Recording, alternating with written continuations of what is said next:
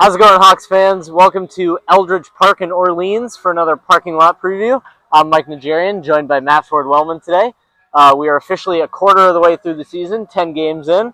Harbor Hawks atop the West Division with a 6-3-1 record, although they're looking to rebound after a loss to Brewster last night. Matt, what happened last night for the Hawks? I think it was a simple formula. We talked about it in the parking lot preview before. The Hawks needed to get off to a start. The Hawks never got started. They never really got going on offense. They maybe started hitting towards the end, but we looked up, in the seventh inning and said, wow, we're really getting out hit right now. Brewster just, put up a lot of hits. They had, double-digit hit numbers. That will lead to runs. Pressure on the defense will lead to mistakes. That's what they got. And they beat us. That's kind of how it goes. The Harbor Hawks couldn't quite get it done. They're looking to rebound tonight. I think Orleans might be the team to do that against. Seems like a pretty hot day out here. I think they might be ready to go. Yeah, Orleans, they got Sebastian Gonzalez, left-hander, Walnut Creek, California native. Goes to Hawaii. He's on the bump for them tonight. This is going to be his second start of the season and his third total appearance. His last start was on the 19th against the league-leading YD Red Sox.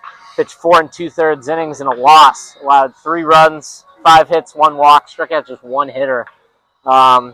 His other appearance was a no decision on opening day against Katuitt. Another 4 2/3 innings game. Did not allow a run. Struck out 6 hitters. 1 hit, 1 walk. So he's looking for more of a repeat of his first start rather than his first appearance rather than his most recent outing. For Hawaii, this season had a 4.26 ERA, 1.42 WHIP in 57 innings. That's mixed between starting and relieving. Did start 10 games, appeared in relief 8 times. Had 19 walks and 37 strikeouts, so he's not going to be a guy who strikes out a lot of batters, which I think is a good recipe tonight for this Hyannis offense. This Hyannis offense is going to bring a lot. They have a couple new guys coming in tonight. Let me say newer guys. Mm-hmm. One of them being Gabe Camacho, the first baseman coming in for Miles Bailey. He's going to kind of take the main role over there at the one-bag position. 2 for 3, so far in games he's played 2 base knocks. He's hitting the ball well, as we've seen. In batting practice, he's done great as well. It's been really fun to see, and I'm excited to see him kind of get into a groove. Hopefully tonight's the start of that, but it's going to have to start with 1 at-bat at a time, kind of as, the offense is preached a long way. First game tonight, Stone Lawless catching, taking over for Vaughn Lackey as he goes and plays for Team USA alongside Miles, Trey Beard, and there's one more. Chris Rembert. How can I forget Chris Rembert? Excuse me. But, it's honestly, it's because we have so much middle infield depth. I don't even have to. Yeah. We just have so much depth there that we'll figure it out anyway.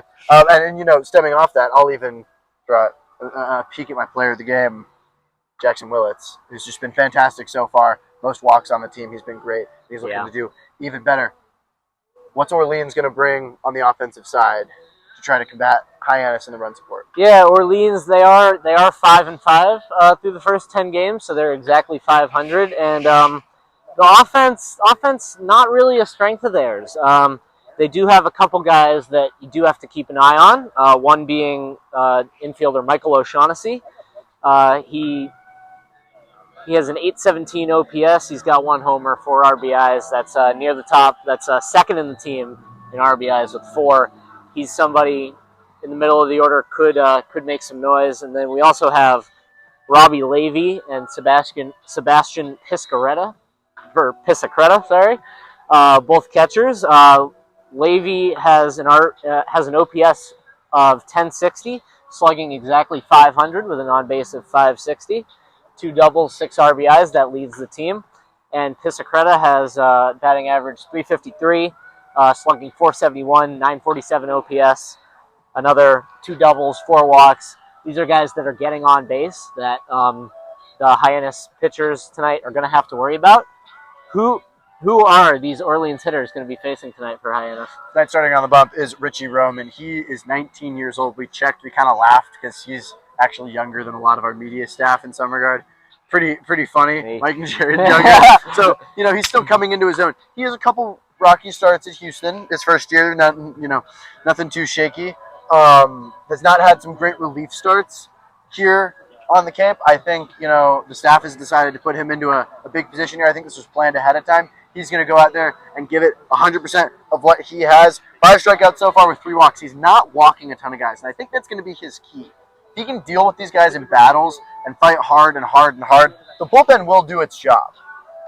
It's just got to keep going. You got to keep fighting. You got to keep fighting. He's going to really have to get his conditioning tested tonight because he cannot walk guys. He's got to die and live and die by the base hit. Got to strike out guys where he can. Let the defense work. That's probably the biggest gold star I would put next to this start. If he lets the defense work, gets a lot of putouts, gives a lot of outfield assists, great job. I would definitely mark that as a win. If he can let the defense work, get strikeouts where he can. 2 walks, under 2 walks, fantastic. That's an absolutely great start. Yeah, and that Orleans offense, I think today is the perfect day for him to really have a good day. One thing the Hawks pitching staff has done a lot this season, strike out guys. Orleans offense, 3rd most strikeouts in the Cape League, over 100. So this is really, it's a perfect time for the Hawks pitching staff to really show off their strengths. You know, that's so important, and it doesn't start with the 2-strike pitch, Mike. It starts with the 0 and the 1. You can't get the 2 balls. Once you get the 2 balls, you got to put a ball in play. It's really about like the composition of the at-bats for these hitters, setting up good pitches, making sure that the strikeout pitches come when they can, working to contact more when you get in later counts. I think that's been a big thing for the Hawks. We go, 0-1, 0-2, 1-1, 2-2. Yeah. You can't do that. You want to throw a strikeout pitch, you got to throw it on that 1-2 pitch or that 0-2 pitch. You got to go after them. And I think that's going to be a big key for these Hawks pitchers. And I'd love to see a lot of, 4-pitch at-bats. That'd be fantastic. Absolutely. I guess we'll go to kind of our last segment here. We'll do player of the game and score predictions. I'm going to kick this one off. I think I picked Gabe Camacho for player of the game in his first game in Hyannis. And I'm going to stick on that similar wave. I think Stone Lawless is going to have a really good game tonight. Fantastic. He put up really good numbers, splitting time behind the plate for Tennessee this past year. Yeah. He was a really good bat. Can play both catcher and first base. So I think with Miles Bailey going to Team USA, I think extra position from one of your catchers, I think that's going to really benefit the Hawks. But tonight, starting behind the plate, I think he's going to have a couple hits, maybe drive in a run or 2.